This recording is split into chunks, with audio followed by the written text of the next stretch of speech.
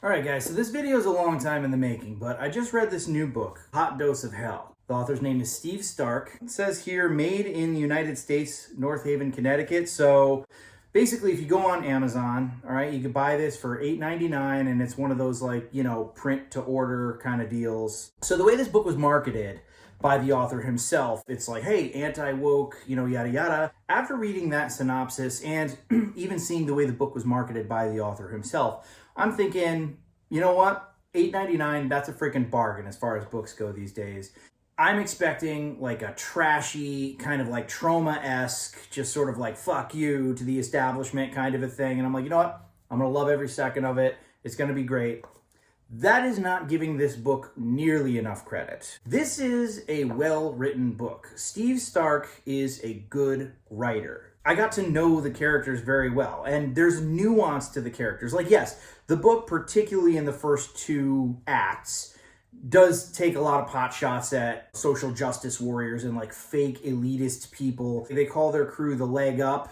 And I don't want to get into spoilers. I'm not going to get into specifics about this book, but what they do to spread awareness and to help people is so freaking absurd, but really not that unbelievable in today's society. And even the people and the way that they talk, it's just like that like obnoxious person that you can't say anything around because they're just like looking for something to be offended by. It's consistently like the victim Olympics, but it's all fake. They're all privileged. And this character, Eddie, he's doing this like kind of like Johnny Rotten, sort of a, punk Brit accent, like kind of a deal, like Cockney, like street tough guy, but he kind of like falters in one part of the book, and you can hear his like real like Cambridge accent starting to come through, and it's just like, man, oh man, oh man, I cannot wait to see these people get eaten.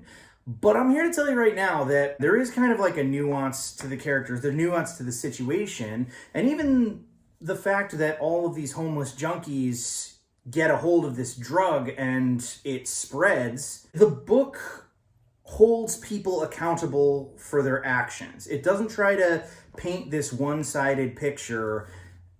The characters in this book make their choices, and inevitably, that's why things end up the way they do. There's also a really good kind of twist. Again, not going into anything specific. Do not want to ruin this. The third act of this book is an absolute bloodbath, and it gets really dark in points. There are certain things that are not related directly to the plot, like certain things that certain characters are going through or struggling with that come to light at the end, or at least are revealed to the audience at the end, and it's sort of like, oh dude, that's fucked up. Very well thought out. I'm going to be honest with you. I wasn't expecting it to be that great. I mean, I was expecting to enjoy it, but I was not expecting it to actually be like a good book. This would make a terrific movie. It actually kind of reminds me a little bit of Return of the Living Dead, in that instead of being a bunch of like kind of nihilistic punks that are full of shit, it's a bunch of social justice warriors. They're equally as fake, and the circumstances of their own stupidity basically lead them into this situation. It's a lot darker than Return of the Living Dead. It has that kind of vibe. It also kind of almost sort of bears resemblance to like an earlier Eli Roth film, like maybe Cabin Fever, not in like how the book actually is, but in the fact that like it starts out with kind of a lot of gags at the character's expense. It's not even really gags. It's just these people who have no self-awareness whatsoever, and the book does not hesitate to call them out and to make fun of them.